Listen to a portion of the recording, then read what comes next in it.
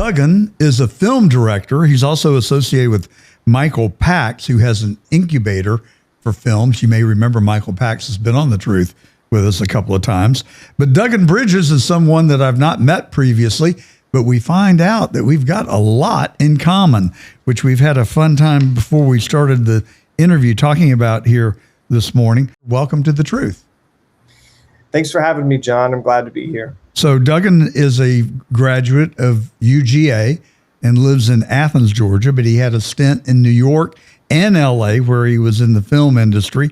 And now he's just directed this film called Blackwater Draw, The Making of Billy the Kid. I'm fascinated by the title. Tell us about it, Dugan. How did you get interested in this? And you've now you directed this a docudrama on Billy the Kid, right? Yeah, that's correct. So I first got interested in it through some friends, but Steve Cedarwall, who's a detective who lives in Lincoln, New Mexico, where, you know, this whole story went down with Billy the Kid and the Regulators. He's a retired cop from LA, and like in his retirement, he's trying to solve cold cases of the Old West. And based off of some of the evidence he gathered, he was able to get onto the ranch where Blackwater Draw happened. And no one had officially been there. And he found some like gun cartridges from the murders that happened there with the Regulators. Yeah, from the 1800s. All right. So for people that don't know what you're talking about, give us the backstory on what you were just saying. Tell us. Sure. So let's start with Blackwater Draw. Well, maybe we should even start with Billy the Kid and how he took a left turn and got into a life of crime. Because he didn't start out that way, right? No, Billy was actually born in New York, and then I think maybe moved to Chicago for a little bit with his mom, and then his mom died, and he was orphaned, as a young teenager. And when that happened, he just kind of left and moved out west and joined cowboy gangs and stuff like that. He was kind of a petty thief, like stealing horses and selling them to other people, that kind of thing to get by, kind of grifting. And so he made his way over into New Mexico, where he really got his kind of first shot at maybe a regular stable life through John Tunstall. John Tunstall was from England, and he moved into New Mexico and was setting up a ranch. And so he hired Billy the Kid and a bunch of other guys who became the Regulators. But the problem was there was a guy already there, James Dolan, who had a monopoly on the ranching industry in that area. And he had ties to money in Santa Fe that owned the biggest newspaper, that also financed the governor who, was currently in New Mexico, all that stuff. So they were pretty big enemies to John Tunstall. So that's how we get Billy the Kid in New Mexico with this kind of band of brothers. And shortly after, where he's, making a living wage and enjoying what he's doing, John Tunstall is basically murdered by a squad sent out by the Sheriff Brady, who is in the pocket of James Dolan. And that sets off the Lincoln County War that ultimately sets Billy the Kid's path to becoming an outlaw and makes him famous. So that's kind of the environment that all this goes down. And then Blackwater Draw is an actual location that this story is around. And so what happened was, we come in on the story, a little known part where there's, many movies about Billy the Kid, but very few actually show this event in history, which is that once John Tunstall was killed, Billy the Kid and the Regulators were actually deputized to go and arrest some of the people who killed their boss. And a lot of people don't know that. So Billy and them were under the, badge of the law. And they captured two of these guys, Morton and Baker, and they were bringing them back to Lincoln to face justice, so to speak. But, there was a big question mark, because if Sheriff Brady is the one who's going to try these guys, and they're going to get out free, right? And along the way, they stop at Blackwater Draw for their horses, to feed their horses, because it's a pond or whatnot, where they can drink. And the two men they capture get shot, but also one of the regulators gets shot. And their bodies are never found after that point. They were supposedly buried or whatnot. But from those murders, which is what this story is, really about, the regulators have to make a decision, which is, do they feel like they're going to get a fair shake, in the court system led by Sheriff Brady? And if they don't, do they turn and run and try and flee into Mexico? Or do they stay and fight, which is ultimately what they chose to do. And that's what, kind of put them in outlaw status. Yeah, when you start killing sheriffs and sheriff deputies, I would suspect you could get that label pretty quick. Yeah, exactly. So what? But that's the part that everybody knows, is that Billy the Kid killed Sheriff Brady and then a couple deputies and all that stuff. But they don't really know the backstory, to that it was as to why that it was retribution for them having killed their ringleader, John Tunstall. Is that what I'm hearing? Exactly. Yeah. Exactly. Yeah. Well, I'm not sure that's a lawful defense, but at least we understand the context of it. So what happened to Billy the Kid long term? How did he? Long term, once they decided to kill Sheriff Brady, instead of go through the legal process that probably would have seen them hung, they ultimately right then were outlaws. And so they didn't really go on the run. They were in the area. In the long run, they fought. Each one of the regulators was kind of killed. Billy the Kid never was the leader of the regulators. Now, what do you mean the regulator? What's a regulator? Yeah. So the regulators were the group of cowboys that were hired by John Tunstall in the beginning to run his ranch. And when they decided to stay and fight back against the powers that be, once their boss was killed, that group took on the name Regulators. So that's where that comes from, and you'll see it in pop culture still. There was like 90s rap songs, with the Regulators in them and stuff like that. But it basically means like now band of outlaws, right? So anyway, they fought back, but we had a lot of regulators working for the federal government, if I'm not mistaken. Yeah, well, yeah, exactly. The story I think still rings true. I think people with vigilantism and feeling. I mean, there's a lot of themes here, like corruption in the highest echelons of power. Vigilantism with people fighting back on their own because they don't feel like they'll see justice, and how that explodes into a violent thing, and ultimately, that vigilantism of the regulators led to the U.S. troops actually being sent in on the behalf of James Dolan's side, and that's what wiped them out. And Billy the Kid still even survived that, which is really how he became famous. So what year we talking about? Give us an historical context.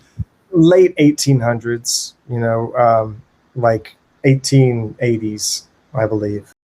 It's delicious, it's nutritious, and best of all, no dishes. We're talking about Bogey's Beef Jerky, of course.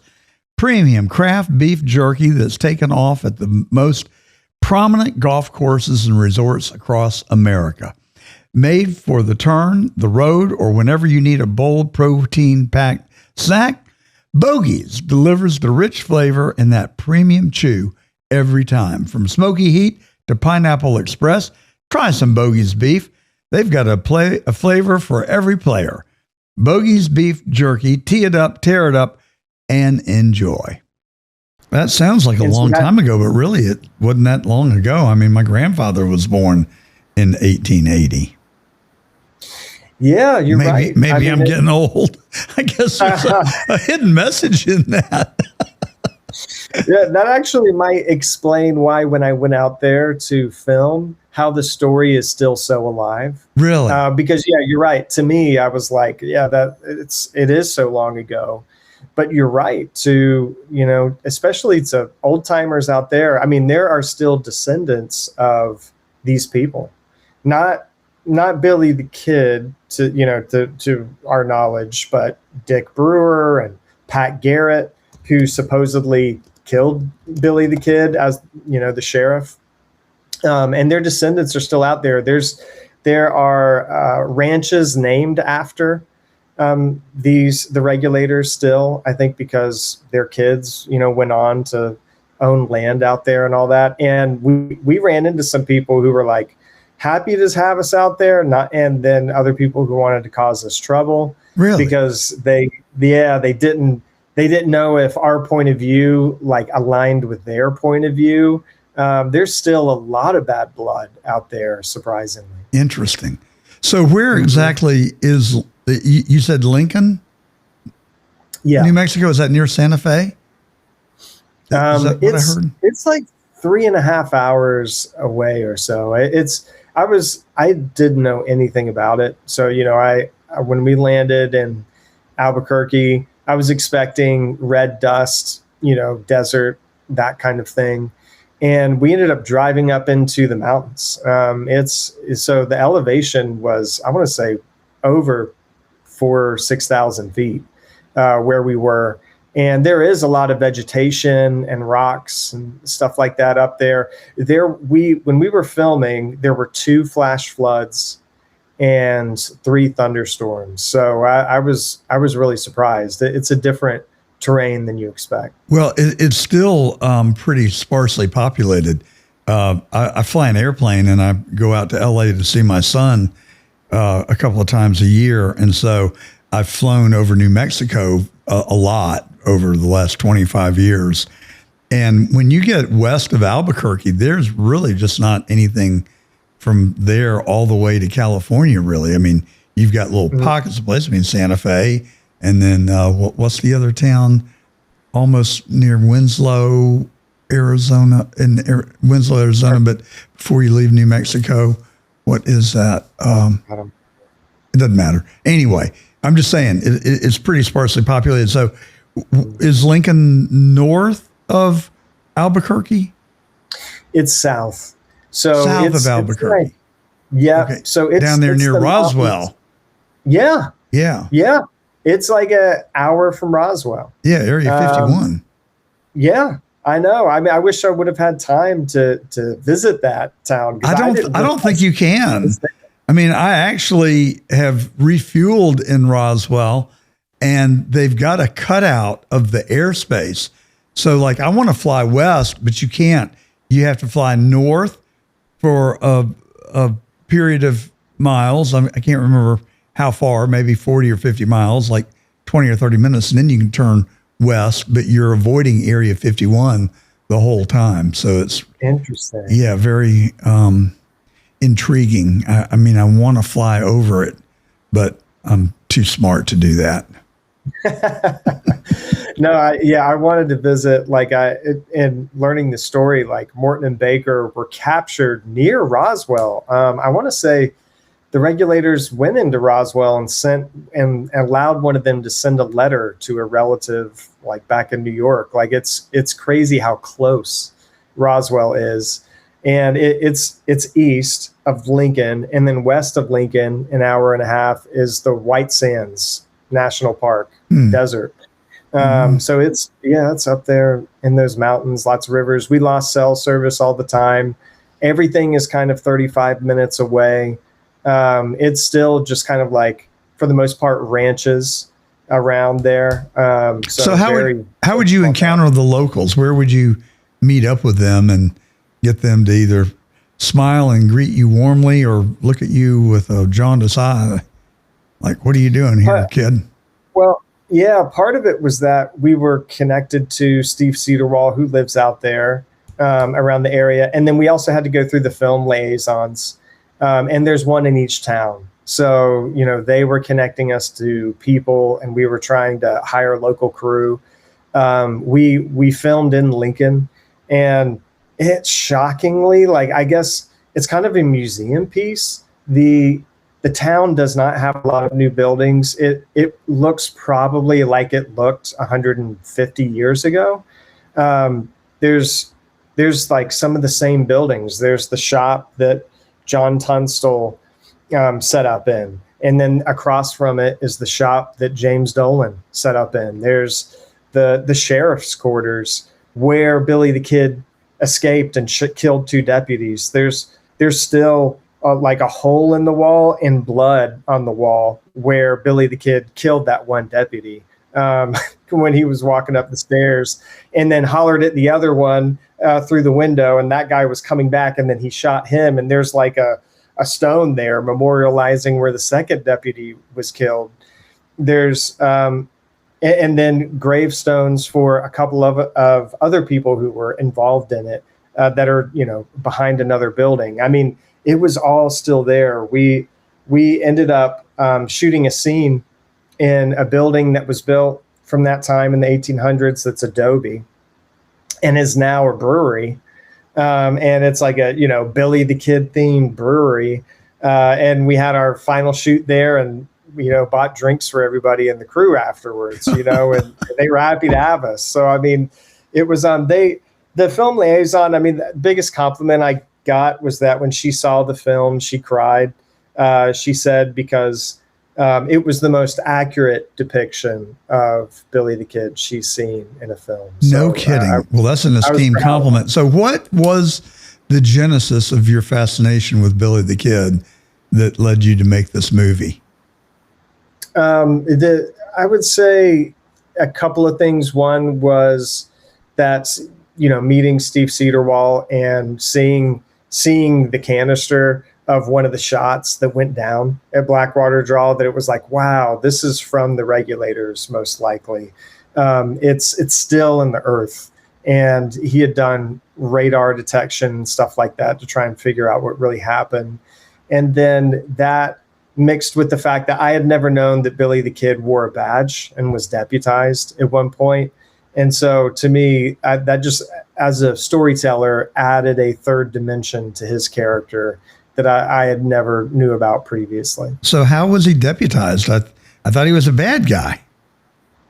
Yeah, so right after his boss was killed, so Dick Brewer was really the leader of the Regulators, and he wanted to do everything by the letter of the law. I mean, it's kind of fascinating. And so he led the group to then be deputized. And so they were deputized by the justice of the peace. Do not ask me what is the difference between a sheriff and a justice of the peace, but they were both in the area and both lawmen of some sort. But the justice of the peace, I believe thought there was corruption going on with Sheriff Brady taking money behind, closed doors and stuff like that. So the Wilson was Justice of the Peace was willing to deputize the group to go and bring in part of the posse that had killed John Tunstall.